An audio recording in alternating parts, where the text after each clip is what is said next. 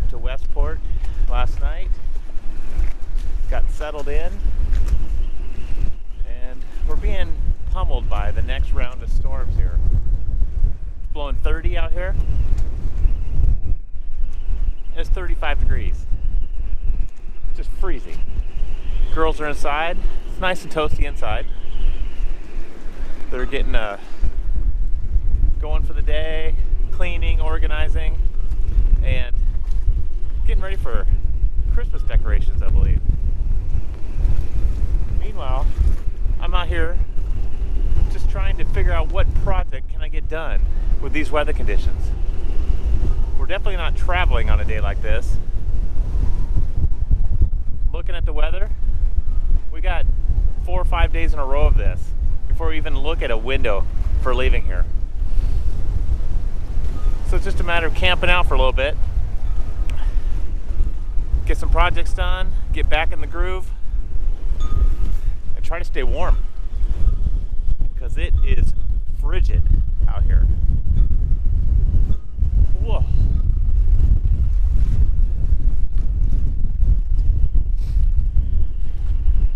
Welcome back to the Pacific Northwest in the winter. Southern California, we're missing you already. We're trying to get there. Okay. Let's get to work.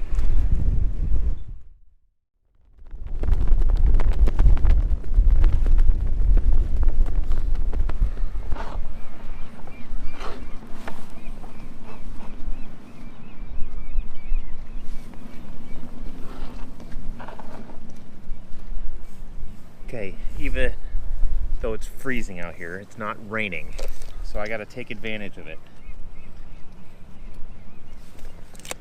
Keep putting down deck hardware. Now that I have this winch in here, this is gonna handle the mainsail. So I'm gonna put some rope clutches in, some other deck hardware, every chance I get. Get this one in now, because the wind has died down a little bit, not much. Still feels like it's below freezing with the wind chill out here, but it's not raining.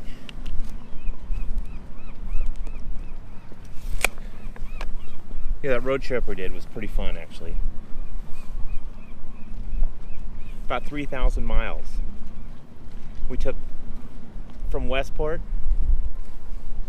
we went Highway 101 all the way down, and did I-5 a little bit on the way back, but then jumped back to Highway 101 on the way back. It's a beautiful scenic trip. It's good to be back on the boat, though. We gotta get these projects done. We're just itching to jump to the next port. Next port from here is Ilwaco. It's about a 50-mile trip, but this time of year we have to time quite a bit of things. We have to watch tides, because going in and out of these river systems, going out on the wrong tide could create a bad bar situation. So we have to time the bars. We have to time, keep the swell down. We don't want a heavy swell. We don't want 10-foot plus swell, so we want to go on a day where the swell's, 5, 6, maybe 8 feet. We also have to time the wind patterns. Wind has been out of the southeast, and we don't want to go into it for 50 miles because we won't make it in daylight hours. That's the other thing we need to time, is daylight hours. Getting into Ilwaco is a long, skinny channel, and it's best to do it during the day. So I'd like to hit that during daylight hours. So a lot of things we need to time and look for the right weather window. It's not going to happen this week. That's why we're starting some more projects. Hopefully we could find a window next week. We'll see. In the meantime, we'll just keep plugging along. Plenty of projects to do, and this is one of them. It's awful cold out here. I think I'm going to get this one done today, and maybe move inside, get another project done on the inside.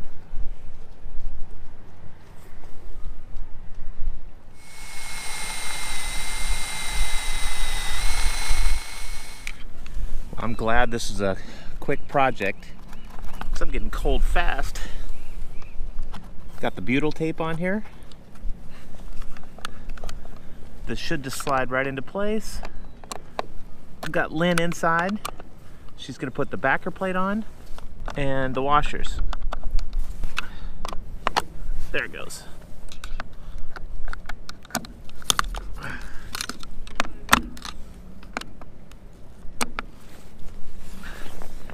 Okay, now we'll be able to cinch this up. And that's one more project, a small one, but boy, gotta get inside and warm up. Can you reach it? Stand in your tippy toes.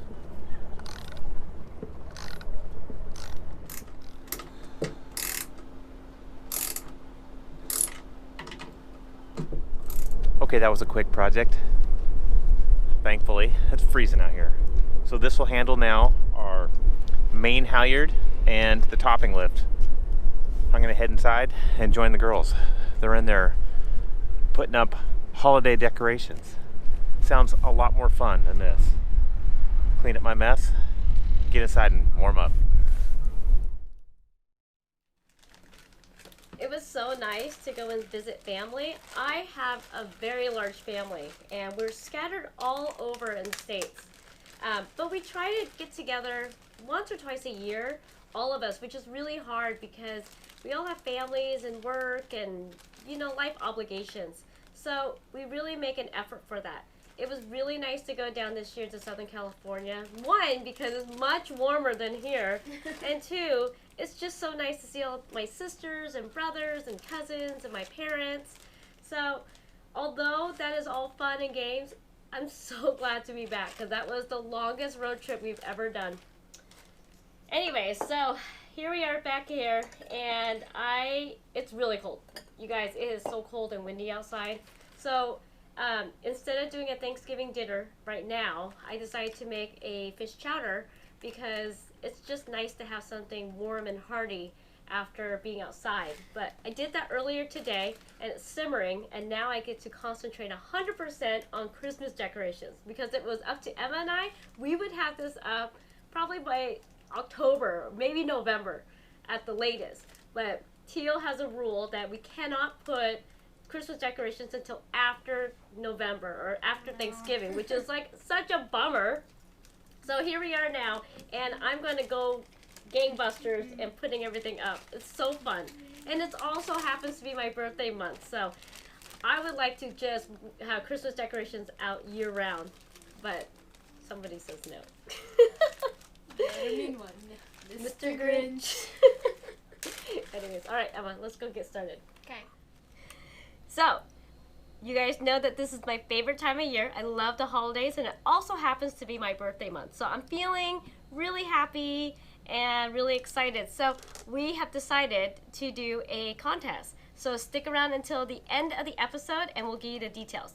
So while we are putting up decorations, I'm going to show you how I prepared tonight's meal.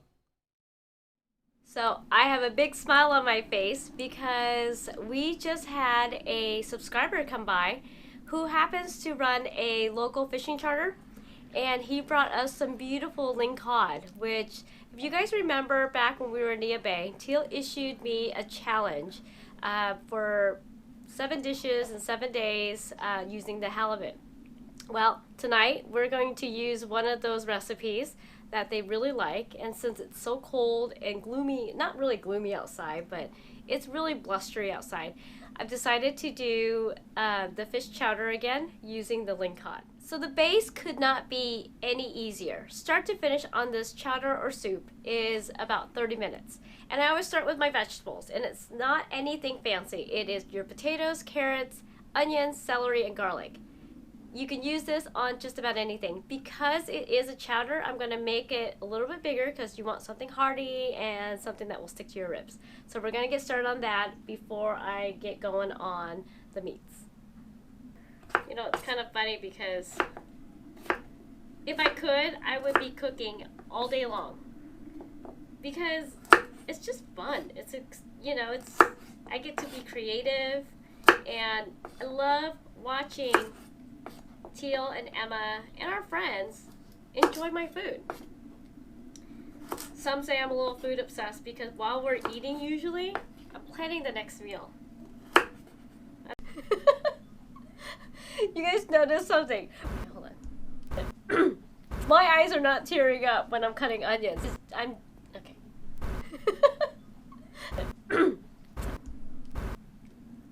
You guys notice that my eyes don't tear up? I cut a lot of onions and I never have a problem with it. I can cut onions all day long and it doesn't bother me. And I realize this because I wear contacts. So there's a trick. You wear contacts. My eyes are tearing up from that joke. So everything's prepped now. So it's time to get started. I'm gonna go ahead and put the bacon in.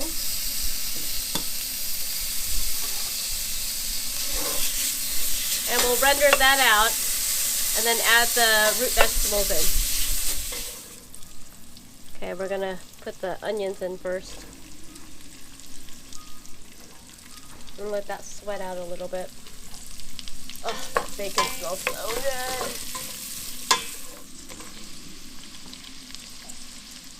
So this is gonna be a chowder, so it's time to thicken this up. Make our roux.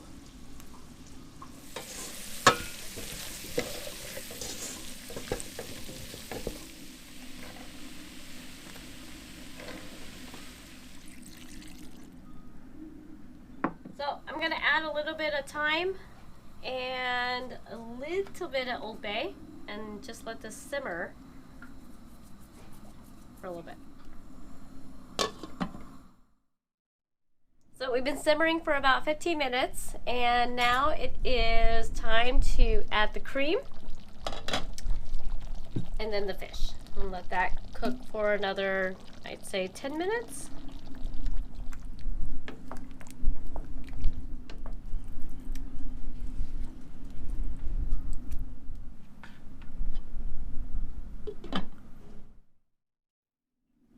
And that is how I make my chowder. At this point, you can add fresh corn or frozen corn and salt and pepper to taste. It really is up to you. I usually serve this with my fresh bread, but since we don't have any, we're gonna do croutons tonight. And I hope that you guys enjoy the recipe. I know that the crew is gonna love it.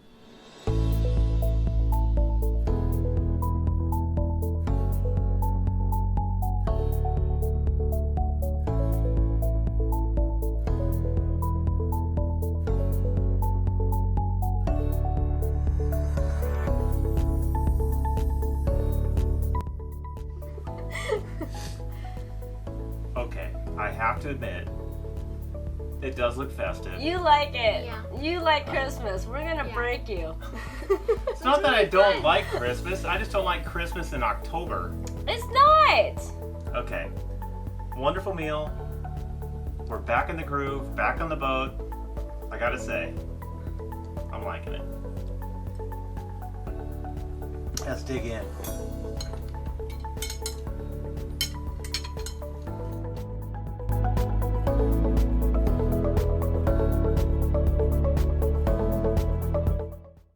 It's still a little cold outside, so I decided to jump on the inside. It's nice and toasty in the cabin, so I'm going to do a couple projects on the interior today. We're working on our freshwater system. The freshwater system on SV Basic is pretty simple actually. We have two 35-gallon freshwater tanks, one buried midship in each ama, down as low as we can. The tank on the starboard side handles both heads and both galleys, both the interior and exterior galley. The port tank is going to be designated strictly for our water maker. I want to be able to dump water into that tank as we produce it and control that and separate it from our other tank. There'll be a transfer pump that transfers it over to this tank so we can distribute it throughout the boat. Pretty simple system. Over the past month, we've noticed that our freshwater pump that handles the starboard tank has been acting up. Kind of making a little bit of noise, getting a little louder. We have a spare pump on board, so that was the first project I did this morning. I replaced it. This pump's 15 years old, and I'll be able to rebuild this. I'll tear this down, break it apart, and figure out what's making that racket in there. For the meantime, I threw our spare pump in here. SureFlow makes it nice and easy. It doesn't take hardly any tools at all. They have just hand fittings. Works out pretty slick, actually. All I had to do is redo the electrical connection, and the new pump is nice and quiet, purrs like a kitten. I'm really liking this new pump. While I was in here, I decided I was going to also add another option to our freshwater system. So what I want to do is add the tank sensor for the starboard tank and connect it up through the WEMA board. When we installed this tank initially, we buried that tank below the master head, and I put the sensor in the tank already and put a deck plate over it so we'd have easy access. So today it's just a matter of making that connection, tying it back to the WEMA board so we could see that tank level. I think it's going to help us out quite a bit so we stop running this tank dry. So let's take a look at the water closet.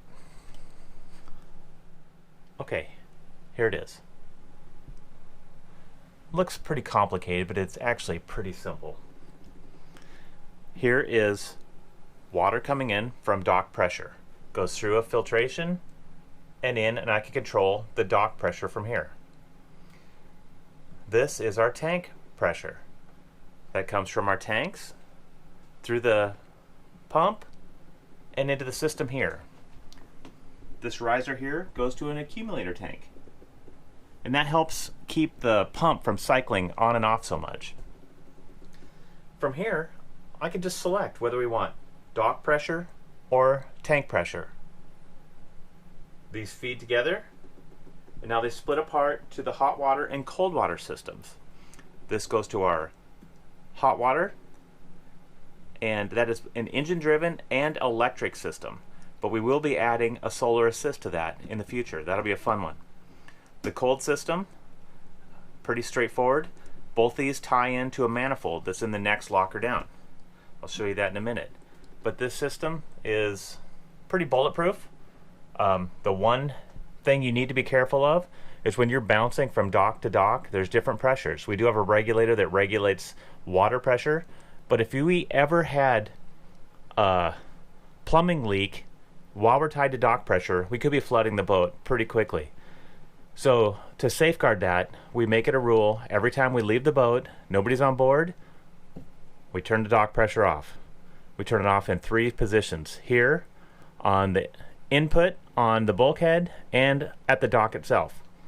And that way there's going to be never a chance for an issue. Here's our manifold. This handles every single fixture on board. I'm able to individually cut off the hot and cold for each fixture. So if we ever had an issue with the galley sink outside, I can turn off either the hot or cold, and the rest of the system stays live. These are straight leads going to each fixture. They're not teed off anywhere, so it keeps this system running pretty smooth actually. Okay, actually to hook up this WEMA group tank level indicator was pretty simple. I'd put the sending units in the tanks years ago when we were doing the installation. So it's just a matter of hooking up the signal wire. We ran it from the nav station down through chases that we had already pre-designated and fished it down under the stairs and over to the tank itself. Okay, this is actually pretty simple. Here's our WEMA group panel. If I open this up, I've designated this sub panel for all the leads coming in from the different tanks. And as I hook up each sensor, I'll just keep feeding it back. So the new one I just hooked up was right here. This was lead number 5 and lead number 3. Those tie in back to the board here. So let's fire this up and see if it worked.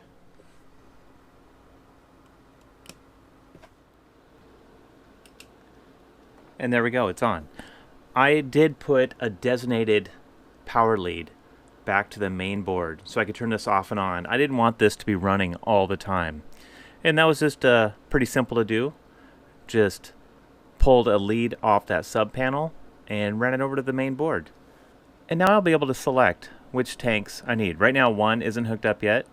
I just hooked up number 3. And here we go, the water level's coming up. We have about 1/3 of a tank in there.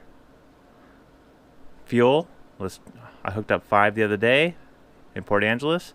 It should be full, I just capped them off. And there we go, there's our fuel. So now I'll be able to just select which tank I want on board, And I'll just keep adding these as I need them. Thank you so much for sticking with us till the very end of this video. Now it's time for the fun part, the contest. As a thank you to all of you guys that have watched us and followed our journey, we wanted to give back and show our appreciation to you guys for helping grow our channel. Now for the contest. You guys have been following how much Teal has been renovating and building our boat. Now it's time to guess how many gallons of epoxy resin do you think he has gone through while rebuilding and refitting this boat to date?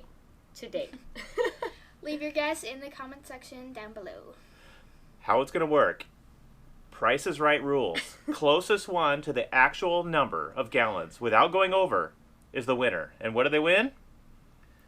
We have these beautiful Yeti mugs with our logo on it. We're going to be sending out one to the winner, whoever guesses. On the channel. On the channel. But we're going to be sending out a sweeter gift for the patrons.